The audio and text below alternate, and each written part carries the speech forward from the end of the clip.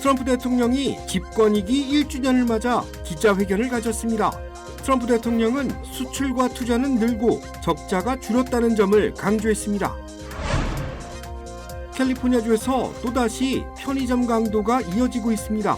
경찰은 업소 대부분이 동일범에게 피해를 당한 것으로 보고 수사를 확대하고 있습니다. 연방법원이 로스앤젤레스 경찰국의 비살상 무기 사용을 금지했습니다. 집회 현장에서 발생한 사고 때문입니다. 미시간주에 폭설이 내렸습니다. 한꺼번에 100여 대의 차량이 충돌하는 사고도 발생했습니다. 대학 졸업생들의 취업난이 더욱 심해진 것으로 조사됐습니다. 고용시장이 여전히 팬데믹 이전 수준을 회복하지 못한 겁니다. 2026년 아스테바 헬스플랜은 식료품과 일반 의약품 비용으로 연체대 2,880불까지 혜택을 드립니다. 사용하지 않은 금액은 다음 달로 2월됩니다. 자세한 내용은 1888-688-8584로 문의하세요. 메디케어 가입자라면 치과 비용도 걱정하지 마세요. 2026년 아스티바 헬스플랜은 연체대 3,560불까지 치과 혜택을 제공합니다. 자세한 내용은 1888-688-8584로 문의하세요. The Honorable Donald John Trump. It's fun to stay at the YMCA. The golden age of America begins right now. We're deporting criminals.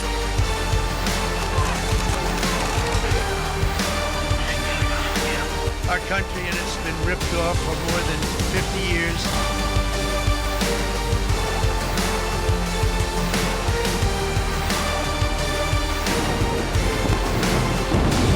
You're gambling with World War III.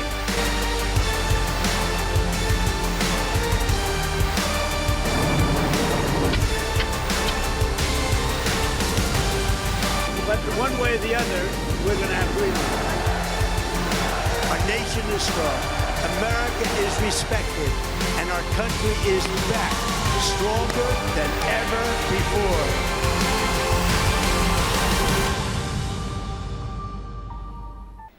시청자 여러분 안녕하십니까? KBS 아메리카 뉴스입니다. 앞서 트럼프 대통령 재집권 1년 영상 보셨는데요. 트럼프 대통령은 오늘 열린 집권 2기 1주년 기자회견에서 자신이 불가능한 일을 해냈다며 회견 대부분을 실적 위주로 발표했습니다. 첫 소식 김경수 기자가 보도합니다. 취임 1주년을 맞아 기자회견에 나선 트럼프 대통령은 1시간 넘게 자화자찬을 이어갔습니다. 수출과 투자는 늘고 적자는 크게 줄었다며 불가능한 일을 해냈다고 강조했습니다. We slashed the trade deficit by an incredible 77% in 1 year with no inflation, something that everyone said could not be done. So we had essentially no inflation. 트럼프는 관세와 좋은 정책으로 이 같은 성과를 이뤄냈다면서 각국과의 역사적인 무역 협정을 통해 미국의 수출 장벽을 낮췄다고 했습니다. 알래스카 천연가스를 아시아로 수출하기 위한 대규모 파이프라인 프로젝트를 언급하면서는 한국, 일본과 협정을 맺은 점도 강조했습니다. We made a deal with South Korea and with Japan that gives us money the likes of which nobody's ever seen before. 트럼프는 또 연방 대법원의 관세 관련 판결에 대해선 어떤 결정을 내릴지 아직 알 수 없다고 말했습니다. 그러면서 이미 수천억 달러를 거뒀고 돌려줘야 할 수도 있지만 그렇게 하는 건 쉽지 않을 것이란 말도 덧붙였습니다. I don't know how that's going to be done very easily without hurting a lot of people. But we're waiting for that case anxiously. 트럼프 대통령은 한편 베네수엘라 사태와 관련해 야권 지도자 마차도를 어떤 방식으로든 문제 해결에 참여시키겠다고 밝혔습니다. 믿기 힘들 정도로 훌륭한 여성이 매우 놀라운 일을 했다고도 강조했습니다. 최근 마차도로부터 노벨 평화상 메달을 선물로 받은 트럼프는 지금까진 그에 대해 내부 지지가 부족하다며 회의적 시각을 보여왔습니다. 워싱턴에서 KBS 뉴스 김경수입니다. 그린란드 분쟁으로 미국과 유럽 갈등이 고조된 가운데 스위스 다보스 포럼에서 유럽 정상들이 트럼프 대통령을 격하게 성토했습니다. 마크롱 프랑스 대통령은 미국의 관세 위협을 강력 비판했고 EU 집행위원장도 미국의 실수라며 단호히 맞서겠다고 했습니다. 송영석 기자입니다. 다보스 포럼에 참석한 마크롱 프랑스 대통령이 작심한 듯 트럼프 미국 대통령을 겨냥했습니다. 그린란드 파병을 이유로 유럽 국가들에게 관세를 부과한 건 유럽을 약화하고 종속시키려는 의도라며 용납할 수 없는 행위라고 비판했습니다. An endless accumulation of new tariffs that are fundamentally unacceptable, even more so when they are used as leverage against territorial sovereignty. 폰 데어 라이엔 유럽연합 EU 집행위원장도 유럽을 상대로 한 미국의 추가 관세는 실수라고 경고했습니다. 트럼프 대통령의 반복적인 위협엔 유럽이 힘을 합쳐 단호하고 비례적으로 대응하겠지만 결국 서방의 적대 세력만 도와주는 꼴이 될 거라고 우려했습니다. 더 베버르 벨기에 총리는 이탈리아 사상가 안토니오 그람시의 옥중수고 속 표현을 빌려 괴물이 되고 싶은지 아닌지 결정하라며 트럼프 대통령을 성토했습니다. 미국과 유럽이 갈등 중인 그린란드 분쟁을 주시하고 있는 러시아도 입장을 내놨습니다. 러시아와 중국이 그린란드를 위협한다는 주장은 사실이 아니라면서도 그린란드가 원래 덴마크 영토가 아니었다고 강조했습니다. Гренландия – это не естественная часть Дании, правда ли? А колониальное завоевание. 그린란드가 미국 안보에 중요한 만큼 자신들이 점령한 크림반도 역시 러시아 안보에 중요하다면서 힘의 논리를 강조하기도 했습니다. 한편 베센트 미국 재무장관은 그린란드와 추가 관세에 대한 유럽의 반응에 대해 히스테리라고 깎아내리면서 심호흡을 한번 하라고 조언했습니다. 베를린에서 KBS 뉴스 송영석입니다. 트럼프 대통령이 한국을 비롯한 세계 각국에 부과한 이른바 상호 관세의 위법 여부에 대한 연방 대법원의 판결이 오늘도 나오지 않았습니다. 연방 대법원은 오전 10시부터 홈페이지를 통해 3건의 판결을 공개했는데 모두 관세와는 관련 없는 사건에 대한 선고였습니다. 로이터 통신은 대법원이 향후 판결 일정을 공개하지 않았다며 대법원은 특정 날짜에 어떤 판결이 나올지 미리 알리지 않는다고 전했습니다. 대법원은 애초 지난 9일과 14일에도 선고가 있을 것이라고 예고한 바 있고 오늘 관세 판결을 내겠다고 했지만 관세와 무관한 다른 판결들이 나온 것입니다. 트럼프 대통령은 지난해 백악관 복귀 후 그간 엄청난 무역 적자가 비상사태고 이에 따라 무역 상대국에 관세를 부과해야 한다는 논리로 국제비상경제권한법에 근거해 비상사태를 선포했으며 각국의 상호 관세를 부과했습니다. 이후 제기된 소송에서 1, 2심 재판부는 국제비상경제권한법을 상호 관세 등 부과의 근거로 삼은 것이 위법이라고 판결했으며 대법원은 트럼프 행정부의 상고에 따라 이를 심리하고 있습니다. LA와 오렌지 카운티 편의점들을 노린 강도 행각이 또 발생했습니다.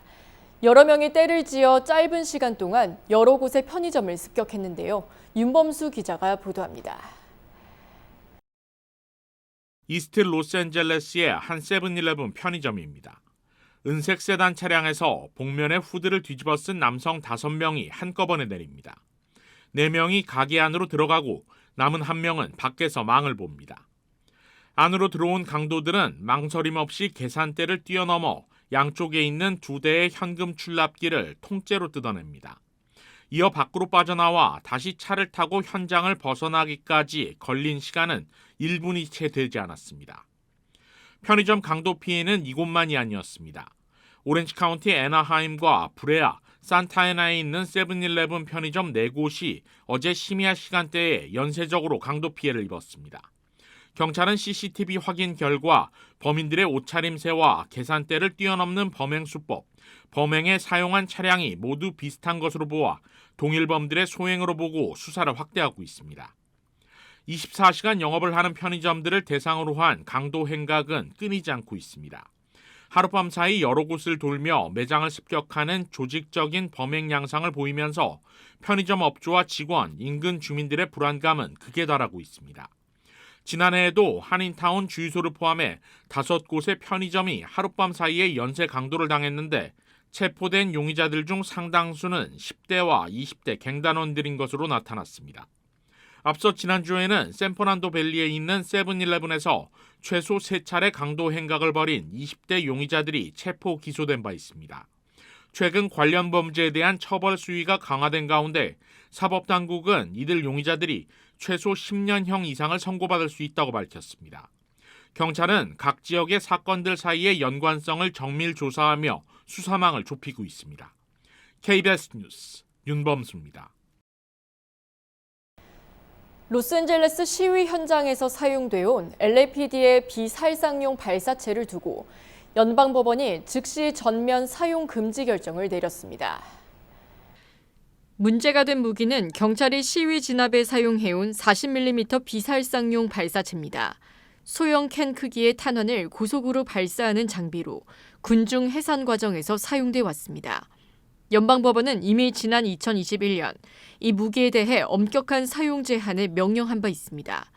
당시 법원은 충분한 훈련을 받은 경찰만 사용하고 사전 경고를 한 뒤 폭력적 저항이나 즉각적인 위험이 있을 때에만 제한적으로 사용하도록 했습니다. 하지만 일부 시위단체들은 LAPD가 이 같은 법원 명령을 어기고 이민 단속 반대 시위 등에서 해당 무기를 반복적으로 사용했다고 문제를 제기했습니다. 실제로 시위 과정에서 시위 참가자와 언론인이 눈을 다쳐 실명하는 사고도 발생했습니다. 법원은 LAPD가 기존 판결을 위반했다고 판단해 군중 통제 상황에서 40mm 무기의 사용을 즉시 전면 금지했습니다. LAPD는 판결 직후 전 부서에 공문을 보내 해당 무기를 더 이상 사용하지 않겠다고 밝혔습니다. 어제 마틴 루터킹 주니어 데이 퍼레이드 인근에서 흉기 사건이 발생해 경찰이 대규모로 출동해 대응에 나섰습니다. LA 경찰에 따르면 어제 오후 1시 58분쯤 스토커 스트리트와 크렌쇼 블러바드 인근에서 흉기 사건이 발생했다는 신고를 받고 출동했습니다. 경찰은 다툼에 개입하려던 사람들 사이에서 40세 남성이 흉기에 찔렸다고 밝혔습니다. 현장 일대에서는 여러 건의 몸싸움이 이어졌고 퍼레이드 종착점 인근의 주변 도로로 인파가 쏟아져 나와 경찰은 시민들을 해산시켰습니다. 경찰은 피해자가 병원으로 이송됐다고 전했지만 상태는 알려지지 않았습니다. 미시간주에서 폭설로 인해 100대가 넘는 차량이 고속도로에서 추돌하는 사고가 발생했습니다. 어제 CBS 뉴스에 따르면 미시간주 그랜드 래피즈 인근 고속도로에서 40대의 대형 화물차를 포함해 100대가 넘는 차량이 연쇄 추돌했습니다. 해당 사고로 수십 명이 부상을 입었으나 생명에는 지장이 없는 것으로 나타났습니다. 사고 목격자는 완전히 아수라장이었다며 사람들이 차 밖으로 나와 있었고 구급차가 통과할 수 있도록 이리저리 뛰어다녔다고 당시 상황을 전했습니다. 해당 사고는 겨울 폭풍 때문에 발생했는데 겨울 폭풍은 호수물이 증발해 공기 중 수증기 함량이 높아지면 많은 눈이 내리는 현상을 말합니다. 국립기상청은 위스콘신, 인디애나, 오하이오, 뉴욕 등 여러 주에 걸쳐 극심한 한파와 겨울 폭풍 경보를 발령한 상태입니다. 화이트 칼라 채용 시장이 전반적으로 얼어붙고 있습니다.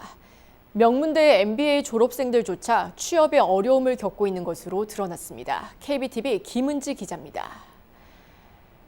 미 전역에서 기업들이 신규 채용에 신중한 태도를 보이면서 명문 MBA 졸업생들조차 구직난에 시달리고 있는 것으로 드러났습니다. 월스트리트 저널은 최근 보도를 통해 MBA 채용 시장이 1년 이상 침체 국면에 머물러 있다고 전했습니다. 실제 주요 대학들의 취업 지표를 보면 상황의 심각성이 드러납니다. 듀크 대학교 푸과 경영대학원의 경우 지난해 여름 졸업생 가운데 졸업 후 3개월이 지나도록 직장을 구하지 못한 비율이 21%에 달했습니다. 미시간 대학교 로스 경영대학원도 같은 기준에서 15%를 기록했습니다. 이는 각각 2019년 5%, 4%였던 것과 비교하면 크게 악화된 수치입니다. 조지타운 대학교 맥도너 경영대학원의 경우에는 상황이 더욱 두드러집니다. 졸업 3개월 후 미취업 비율은 2019년 8%였지만 2024년 16%로 2배가 늘었고 2025년에는 25%까지 치솟았습니다. 전문가들은 거시경제 환경도 구직난을 심화시키고 있다고 분석합니다. 지난해 미국에서 증가한 월 평균 신규 일자리는 약 4만 9천 개 수준으로 두 차례 경기 침체기를 제외하면 최근 20여 년 사이 가장 낮은 수치입니다. 게다가 늘어난 일자리의 상당수가 의료, 돌봄 서비스 분야에 집중돼 있어 금융, 컨설팅, 테크 분야 진출을 희망하는 MBA 졸업생들과는 수요가 맞지 않는 상황입니다. 여기에 대규모 구조조정으로 시장에 쏟아져 나온 경력직 인력까지 더해지며 경쟁은 더욱 치열해졌습니다. 이에 하버드대학교 경영대학원은 인공지능 AI를 활용해 졸업생들을 채용 공고 및 해당 기업 재직 동문들과 연결하는 시스템을 강화했습니다. 그 결과 졸업 3개월 후 미취업률이 2024년 23%에서 2025년 16%로 개선됐습니다.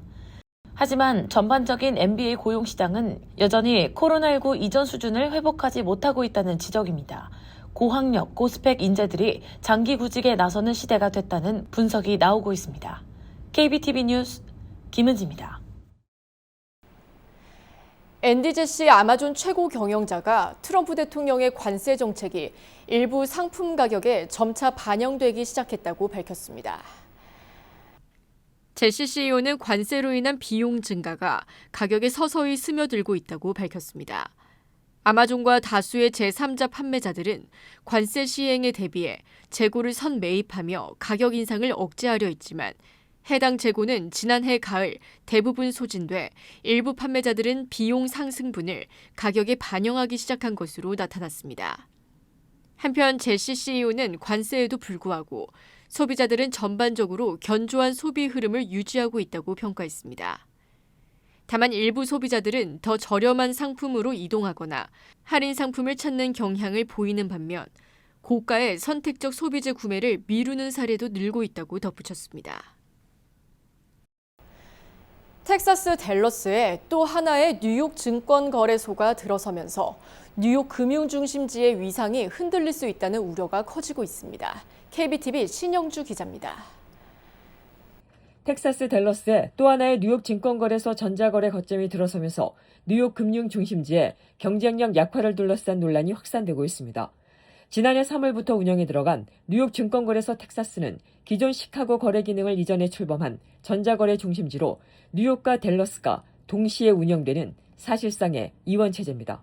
이와 관련해 트럼프 대통령은 18일 자신의 소셜미디어를 통해 댈러스에 뉴욕 증권거래소를 짓는 것은 뉴욕에 믿을 수 없을 정도로 나쁜 일이라며 강하게 비판했습니다.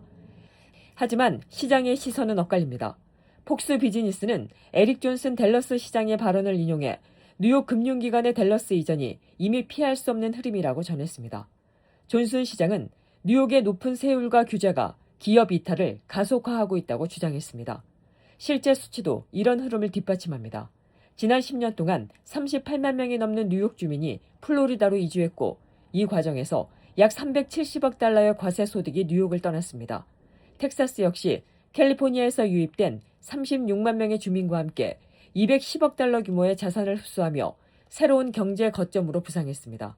하지만 뉴욕 정가에서는 뉴욕 증권거래소의 댈러스 확장 자체는 뉴욕시에 구조적으로 불리한 변화라는 지적이 이어지고 있습니다. 로이터는 인터컨티넨탈 익스체인지와 뉴욕 시장실이 이번 논란에 대해 즉각적인 공식 입장을 내놓지 않았다고 전했습니다. 뉴욕 금융의 위상을 지켜야 하는 과제가 만단위 시정의 첫 시험대로 떠오르고 있습니다. KBTV 뉴스 신영주입니다. 샌프란시스코 총영사관이 한인 예술인의 작품을 지역사회에 소개하는 문화전시를 개최하고 있습니다. 강정희 작가의 개인전, 세계 속의 한국의 어른, 자연과 여인의 감성을 한국 전통 감수성과 서양 유화 기법을 결합한 작품 세계를 추구하고 있다는 평가를 받고 있습니다. 이번 작품전은 한국의 정신과 서양의 미학이 결합된 작품들로 구성했다고 강 작가는 소개했습니다. 이번 작품전은 총영사관이 지난 2018년부터 추진해온 공관 문화 공간화 사업의 일환으로 민원 대기 공간인 리셉션홀을 문화 전시장으로 활용하고 있으며 이번이 28번째 전시입니다. 강정희 작가의 개인전은 지난 16일부터 시작해 4월 17일까지 공관 1층 리셉션홀에서 개최됩니다.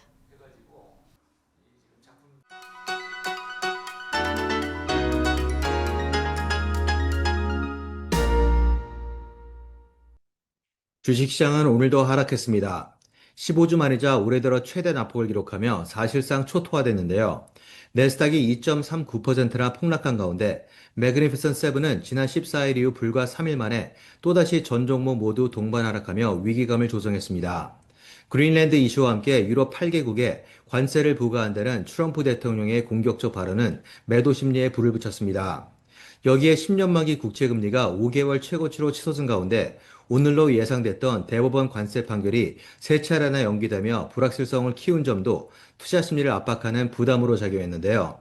지난 금요일 대비 29% 폭등한 20.99까지 치솟은 공포지수는 8주 최고치에 도달했고 자극된 매도 심리는 개장 내내 진정될 조짐을 보이지 않았습니다. 특히 마감 후 발표될 넷플릭스의 실적을 앞두고 관망세가 짙어졌음에도 패닉셀링의 기세는 꺾이지 않았고 오히려 15주 만에 최고 수준을 이어갔습니다. 결국 넷플릭스의 실적과 전망이 아무리 좋게 나오더라도 투자 심리를 단번에 반전시키기에는 역부족일 거라는 분위기가 감돌았습니다. 지금까지 김지한이었습니다.